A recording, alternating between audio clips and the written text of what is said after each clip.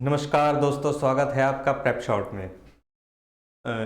Indian history की series में हमने पिछले लेक्चर में आपको लेटर मुगल पीरियड के बारे में बताया था, यानी उत्तर मुगल काल के बारे में हम आपको डिस्कस कर रहे थे। देखिए, मैंने बताया था कि आपका बाबर से स्टार्ट होकर औरंगज़ेब तक जो आपका पीरियड है वो एक्चुअल मुगल पीरियड यानी जो मुगल पीरियड है वो माना जाता है। लेकिन ऐसा माना जाता है कि औरंगज़ेब के बाद जो है लगभग 12 से अधिक जो रूलर्स हुए हैं वो आपका उत्तर मुगल काल माना जाता है। यहाँ से क्या है कि धीरे धीरे जो है आपका मुगल डायनेस्टी जो है वो एंड की ओर जाती है। मैंने आपको बताया था कि इसमें जो है आपके शहीद ब्रोदर्स के बारे में, शहीद ब्रोदर्स जो होते हैं वो किंग मेकर होते हैं। और मैंने बताया था कि शहीद ब्रोदर्स ने जो है लास्टली जो है मोहम्मद शाह जो रोशन अख्तर थे उनको किंग बनाया था। और उसके बाद निजामुल मुल्क जो थे, जो तुरानी गुट के लीडर्स थे मुगल डायनेस्टी के अंदर, वो क्या है कि चले जाते हैं और एक इंडिपेंडेंट स्टेट हैदराबाद बनाते हैं। अब नेक्स्ट जो आता है आपका नेक्स्ट जो किंग है वो है आपके अहमद शाह बहादुर। ठीक है, अहमद शाह बहादुर की बात करें तो इनका जो टाइम पीरियड होता है वो 29 अप्रैल 1748 से स्टार्ट होता है। लिख देते हैं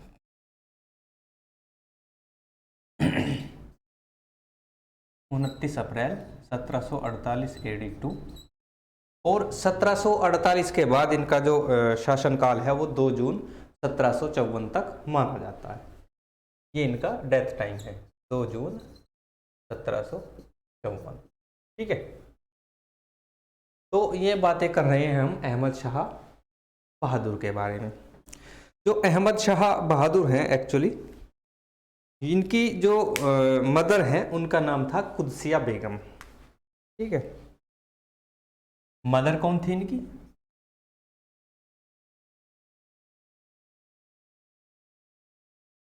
कुदसिया बेगम।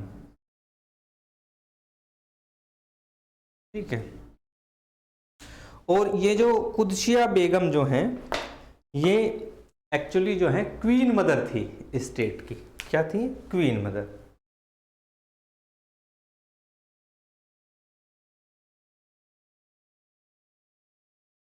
क्वीन मदर जिनको राजमाता कहा जाता था।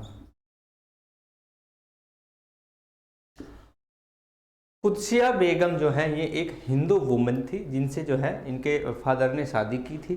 और इनका जो एक्चुअल रियल नेम था वो उधम बाई था। ठीक है, तो हिस्ट्री में जो ये फेमस है एक्चुअली वो उधम बाई के नाम से फेमस है। तो इनका रियल नेम क्या था? उधम बाई। ठीक है, और इनके जो बेटे हैं अहमद शाह बहादुर, ये एक्चुअली जितना भी एडमिनिस्ट्रेशन का कार्य होता था वो इनका हस्तक्षेप बहुत ज़्यादा था, तो इसलिए रियल पावर जो थी इन्हीं के हाथों में थी। ठीक है, तो रियल पावर किनके हाथों में थी? राज्य की वास्तविक शक्ति का नियंत्रण राजमाता उधमबाई के हाथों में था। और इनको जो है स्टेट की तरफ से किबलाए आजम का टाइटल यानी उपाधि मिली हुई थी। तो इनको क्या कहा जाता था? किबलाए आजम।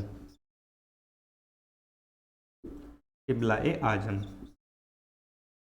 ठीक है, देखिए अहमद शाह बहादुर जो हैं आपके, इनका इतना ज़्यादा रोल प्ले नहीं होता मुगल डायनेस्टी के अंदर।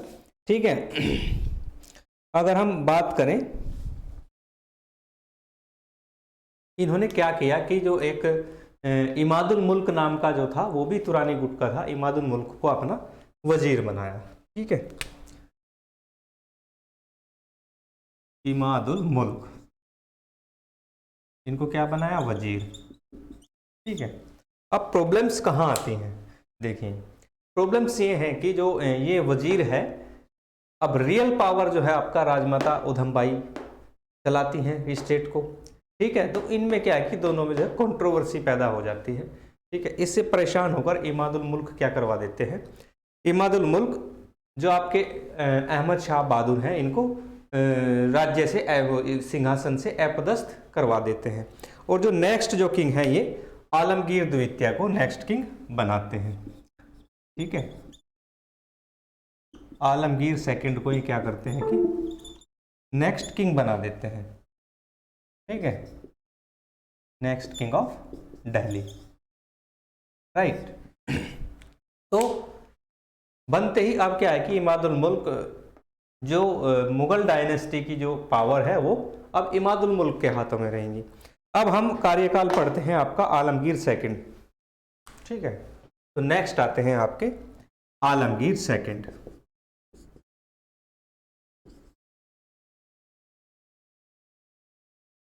ठीक है, और इनका जो टाइम है वो 1754 से 58, लगभग 2 वर्ष ये दिल्ली के मुगल डायनेस्टी के रूलर माने जाते हैं।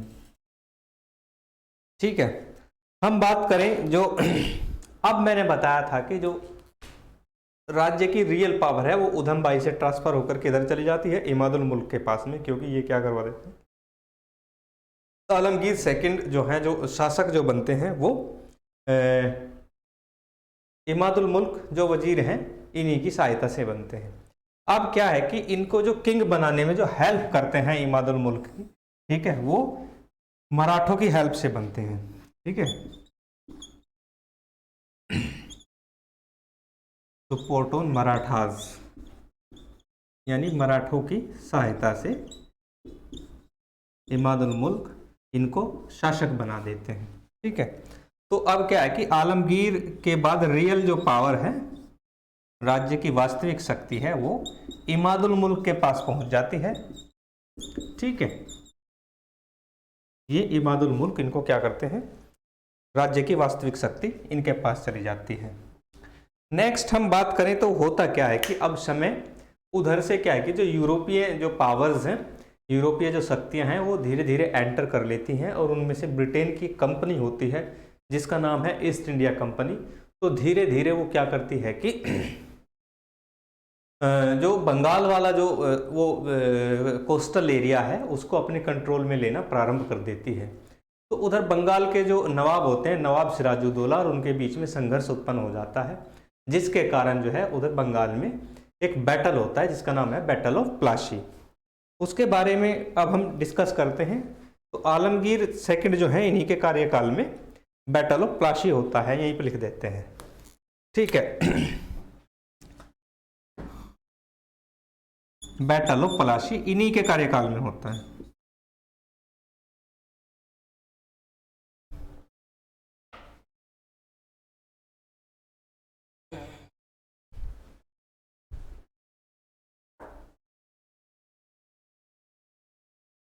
Battle of Plassey. अब बैटल ऑफ प्लासी में 2 साइड होती हैं। एक साइड में तो होते हैं आपके ईस्ट इंडिया कंपनी, ठीक है, ईस्ट इंडिया कंपनी की तरफ से लीड करते हैं कौन, रॉबर्ट क्लाइव। रॉबर्ट क्लाइव जो है ईस्ट इंडिया कंपनी की तरफ से इसमें जो है युद्ध में हिस्सा लेते हैं, और ये आपका होता है 1757 को। ठीक है, और दूसरी तरफ कौन होते हैं आपके, नवाब ऑफ बंगाल, नवाब ऑफ बंगाल। ठीक है जी, जिनका नाम होता है नवाब सिराजुद्दौला, सिराजुद्दौला। ठीक है, तो इसमें होता क्या है, जो ये आपके नवाब सिराजुद्दौला है, ये इस युद्ध में क्या हो जाते हैं, ये डिफीट हो जाते हैं। ठीक है, अब क्या है कि मुगल्स का यहाँ कोई लेना देना इस युद्ध से होता नहीं है। तो ऐसा माना जाता है कि जो उधर के जो नवाब्स होते हैं वो सोचते हैं कि भाई हमें जो है दिल्ली की तरफ से कोई हेल्प नहीं मिली है, हेल्प भी मिलेगी, नेक्स्ट जो बैटल होगा उसमें हेल्प मिलेगी।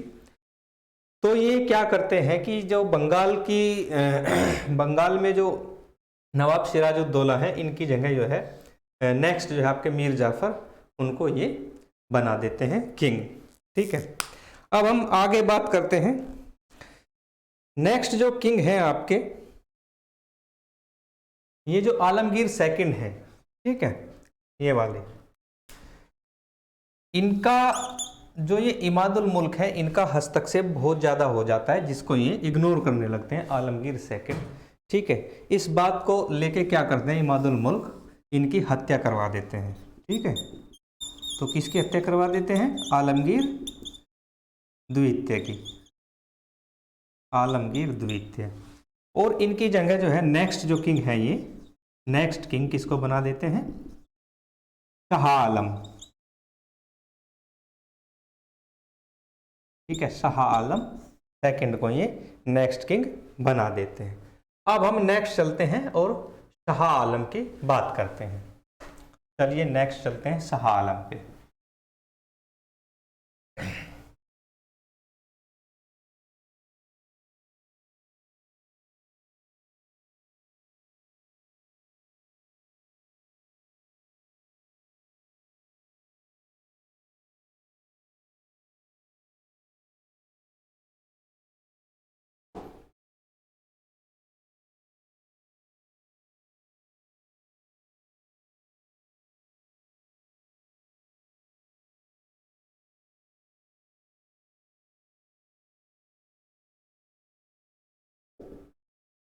अब हैं आपके शाह आलम द्वितीय। समय की इनके बात करें तो ये आपके जो है 1759 से 1806 तक जो है शासक रहते हैं। और अगर हम शाह आलम की बात करें तो ये उस टाइम बिहार में होते हैं, तो इनका जो राज्याभिषेक है वो कोरोनेशन जो है वो बिहार में ही हो जाता है। ठीक है, इनका जो कोरोनेशन है वो बिहार में ही हो जाता है। ठीक है, अब इनके शासनकाल में एक और बड़ा इंसिडेंट होता है। ठीक है, अब धीरे धीरे क्या करती है जो आपकी ईस्ट इंडिया कंपनी है, ठीक है, ईस्ट इंडिया कंपनी जो कि एक ब्रिटिश कंपनी है, ये धीरे धीरे क्या करती है अपना एक्सपेंशन करने यानी विस्तार करती है। राइट, अब क्या है कि ईस्ट इंडिया कंपनी बंगाल पर जो है अधिकार पूर्णतः अधिकार करने के लिए एक दूसरा और युद्ध हो जाता है जिसको कहते हैं बक्सर का युद्ध, जिसको बैटल ऑफ बक्सर। तो ये कब होता है? 1764 में। तो इसको लिख लेते हैं बैटल ऑफ बक्सर। ठीक है, समय है 1764। अब इसमें क्या है कि ईस्ट इंडिया कंपनी जो है इनकी तरफ से इधर से होते हैं, ईस्ट इंडिया कंपनी की तरफ से कौन होते हैं? Sir Hector Munro. ठीक है, और इधर अगर हम बात करें, इधर जो है लीड जो रोल में है यही है आपके शाह आलम। शाह आलम साहब जो है नेतृत्व कर रहे हैं बैटल ऑफ बक्सर का, और इनके साथ जो है अवध के जो नवाब हैं वो भी साथ हैं, और आपके जो ये मीर कासिम जो है वो भी हैं, दोनों साथ हैं। तो देखते हैं क्या होता है। तो इधर से जो लीड रोल में है वो है शाह आलम द्वितीय। शाह आलम द्वितीय कहाँ के राजा हैं? ये दिल्ली के बादशाह हैं। ठीक है, दूसरा क्या है कि युद्ध एक्चुअली किसके साथ है? युद्ध है मीर कासिम के साथ, बंगाल वाले मीर कासिम जो नवाब ऑफ बंगाल है, नवाब ऑफ बंगाल। और यही नहीं, तीसरा और साथ देंगे एक शुजाउद्दौला। अब शुजाउद्दौला कहाँ के नवाब हैं? ये है नवाब ऑफ अवध, नवाब ऑफ अवध। अब इन तीनों की जो जॉइंट आर्मी है वो हेक्टर मुनरो के साथ जो है, ये जॉइंट आर्मी है इनकी, ये हेक्टर मुनरो के साथ इस बैटल में हिस्सा लेती हैं, और हेक्टर मुनरो क्या करते हैं? इनको डिफीट कर देते हैं। तो ये कंप्लीटली जो है तीनों ये क्या हो जाते हैं? डिफीट हो जाते हैं, defeated by east India company. ठीक है, तो यहां से डिफीट होने के बाद में क्या होता है, जो आपके हेक्टर मुनरो हैं, अब मीर कासिम के बाद जो है नेक्स्ट किंग शायद मीर जाफर को बनाते हैं, और ट्रीटी जो है होती है इनकी, क्योंकि लीड रोल में कौन होते हैं? आपके शाह आलम। ठीक है, लीड रोल में कौन है? शाह आलम। तो इन्हीं के साथ जो है इनको इलाहाबाद ले आ जाता है, और इलाहाबाद में एक संधि होती है, ठीक है, जिसको इलाहाबाद की संधि कहा जाता है, ट्रीटी ऑफ इलाहाबाद। ठीक है, अब इलाहाबाद में ये ट्रीटी होती है कि ठीक है, दिल्ली पर अब जो है हम कंट्रोल एरिया हमारा रहेगा दिल्ली में, और आपको जो है हमारा पेंशनर बन के रहना पड़ेगा, यानी आप हमारे पेंशन भोगी होंगे। तो इसमें जो आपके शाह आलम हैं, ईस्ट इंडिया क्या काम करती है कि शाह आलम को पेंशनर बना लेती है,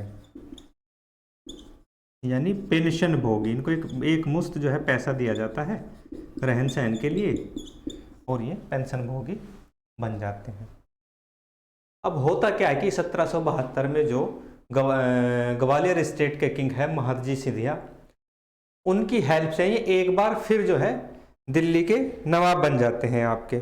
ठीक है, तो 1772 में फिर मौका मिलता है इनको। चलो जी बात करते हैं 1772 की। ठीक है, इनको हेल्प मिलती है किसकी? हेल्प मिलती है इनको महादजी सिंधिया, या महादजी शिंदे इनको कहा जाता है, महादजी शिंदे या सिंधिया भी बोला जाता है इनको। ठीक है, ये भी ध्यान रखना, दोनों ही बोला जा सकता है। तो महादजी सिंधिया के मदद से ही एक बार फिर जो है दिल्ली के शासक बनते हैं। ठीक है, अब इनके बाद क्या है कि 1806 में इनकी मृत्यु हो जाती है, और उसके बाद ये क्या करते हैं कि अब अकबर द्वितीय नेक्स्ट जो है आपके किंग होंगे।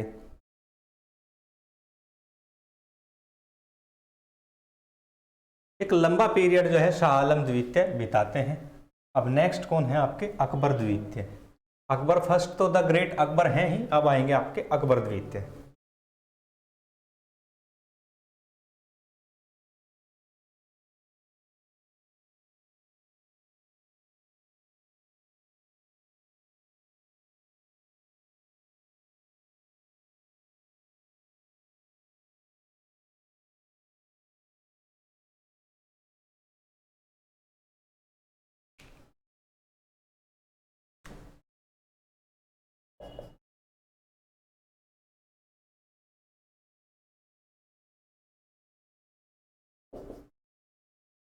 अकबर द्वितीय का जो कार्यकाल माना जाता है वो 1806 से 1837 तक का कार्यकाल माना जाता है। ठीक है, इनके कार्यकाल में क्या हुआ कि दिल्ली का जो कंट्रोल है वो कंप्लीटली ईस्ट इंडिया कंपनी के हाथों चला जाता है। तो अगर हम एडमिनिस्ट्रेटिव कंट्रोल की बात करें, दिल्ली का जो एडमिनिस्ट्रेटिव कंट्रोल है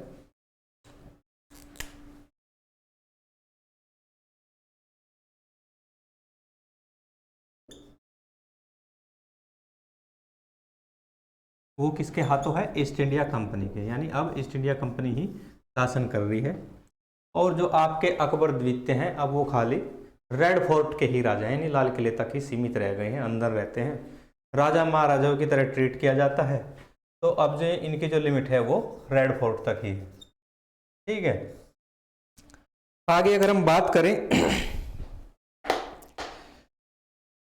इन्होंने जो है राम मोहन राय को अपना एम्बेसडर बनाया हुआ था, एम्बेसडर टाइप का, और इन्होंने राम मोहन राय को एक जो है ना टाइटल दिया था राजा, यानी राजा की उपाधि राम मोहन राय को किसने दी थी? वो इन्होंने ही दी थी, अकबर द्वितीय ने। एग्जाम में कई बार ये क्वेश्चन पूछा गया है कि राजा राम मोहन राय को राजा की उपाधि किसने दी थी? तो अकबर द्वितीय ने, आपको याद रखना है। तो अकबर गेव ए टाइटल, उस टाइटल का नाम क्या है? राजा।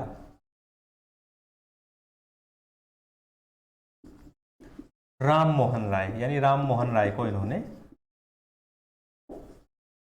राजा की उपाधि दी है, और राजा की उपाधि देने के बाद से ही इनका नाम जो है राजा राम मोहन राय के नाम से प्रसिद्ध हो जाते हैं, राजा राम मोहन राय। ठीक है, एग्जाम में काफ़ी बार ये क्वेश्चन पूछा गया है, आपसे पूछा जा सकता है कि राजा राम मोहन राय को राजा की उपाधि किसने दी है? तो तब आपको बताना है कि अकबर द्वितीय ने राम मोहन राय को राजा की उपाधि दी है। नेक्स्ट अगर हम बात करें 28 सितंबर 1837 को इनकी मृत्यु हो जाती है। तो डेथ कब हुई इनकी? 28 सितंबर 1837 को इनकी डेथ हो जाती है। ठीक है, तो इसके बाद होता क्या है कि इसके बाद आपके जो नेक्स्ट जो किंग हैं वो लास्ट किंग हैं, ठीक है, वो कौन है आपके? वो हैं आपके बहादुर शाह द्वितीय। तो लास्ट कौन है? बहादुर शाह द्वितीय।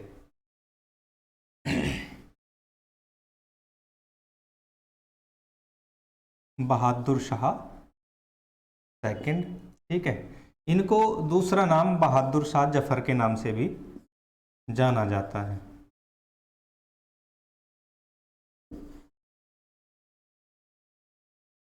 ठीक है, अब इनको जफर के नाम से क्यों जाना जाता है? ये जो है ना, जो उर्दू भाषा एक नई ईजाद हुई थी, उर्दू भाषा अरेबिक, फारसी और हिंदी का कुछ मिश्रण करके एक नई भाषा ईजाद हुई थी जिसका नाम था उर्दू। उर्दू में ये जो है शायरी बहुत अच्छी करते थे, ठीक है। और जितनी भी इनकी शायरी थी वो जफर नाम से स्टार्ट करते थे, ठीक है।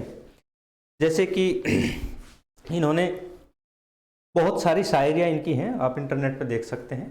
शायरी का अंदाज इनका बड़ा ही अनारा था, इसलिए इनको बहादुर शाह जफर के नाम से जाना जाता है, ठीक है। जैसे कि ये किस्सा वो नहीं तुम जिस को किस्सा ख्वां से सुनो, मेरे फसाना ये गम मेरी ज़बां से सुनो। ऐसी ऐसी शायरी की है इन्होंने, काफ़ी अच्छी अच्छी। चलो, इनके अगर हम टाइम पीरियड की बात करें तो ये 1837 से 1857 तक किंग रहते हैं। टाइम लिख देते हैं 1837 टू 1857, ठीक है। और अंतिम राजा हैं ये, इसके बाद मुगल डायनेस्टी का अंत हो जाएगा। Last king of Mughal dynasty.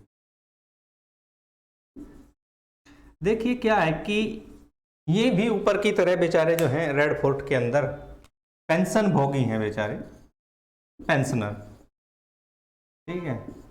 आराम से जीवन जी रहे थे, लेकिन एक इंसिडेंट होता है, क्रांति 1857, इंडियन रेवोल्यूशन 1857। उसमें होता क्या है कि कुछ जो हैं विद्रोही इनको अपना लीडर डिक्लेयर कर देते हैं, ठीक है। और ये बेचारे उनके समर्थन में खड़े हो जाते हैं। इसके बाद अंग्रेज क्या करते हैं, इनको अरेस्ट कर लेते हैं और रंगून भेज दिया जाता है, वहाँ जाके इनकी डेथ हो जाती है, ठीक है। तो इंसिडेंट जो इनके साथ हुआ वो था इंडियन रेवोल्यूशन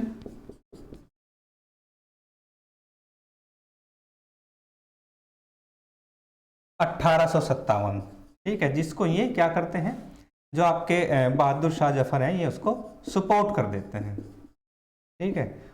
सपोर्ट करने के बाद इनको क्या करते हैं कि अंग्रेज इनको रंगून जो है कैद कर, रंगून निर्वासित कर दिया जाता है इनको, जो वर्तमान उस टाइम के बर्मा में पड़ता था। ये भी जो है, ये भी ईस्ट इंडिया कंपनी के अधिकार क्षेत्र में आता था आपका रंगून, ठीक है।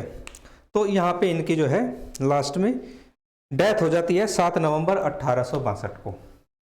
कब होती है? 7 नवंबर 1862 में, ठीक है। तो ये जो है किंग तो 1857 तक ही रहते हैं, क्योंकि जो क्रांति 1857 होती है उसके बाद में जो है उसको सप्रेस करने के बाद जो है जो ब्रिटिशर्स हैं वो इनको रंगून निर्वासित कर दिया जाता है, ठीक है। और रंगून पे जाके ये वहाँ पे जो है इनकी जेल में ही मृत्यु हो जाती है 7 नवंबर 1862 को, ठीक है। बस यहीं पे जो है आपका बहादुर शाह जफर इनका अंत हो जाता है और मुगल डायनेस्टी का जो अंतिम राजा है वो भी चला जाता है। अब कोई मुगल डायनेस्टी का अंतिम राजा नहीं होता, ठीक है। और जफर जो है शायरी करते थे। इनकी एक शायरी है इनके, जिन्होंने अपनी मृत्यु के समय लिखी। इन्होंने लिखा कि दफन के लिए 2 गज जमीन भी न मिली कुएं यार में। यानी ये माना जाता है कि इनको रेड फोर्ट के अंदर दफनाया जाना चाहिए था, इनको दफनाने के लिए जगह भी नहीं मिली, 2 गज जमीन अपने जो है देश में नहीं मिली इनको, इसलिए इन्होंने शायरी की थी। तो यहीं पे जो है आपका उत्तर मुगल काल का ये लेक्चर है समाप्त हो जाता है। यहाँ से मुगल डायनेस्टी का अंत हो जाता है।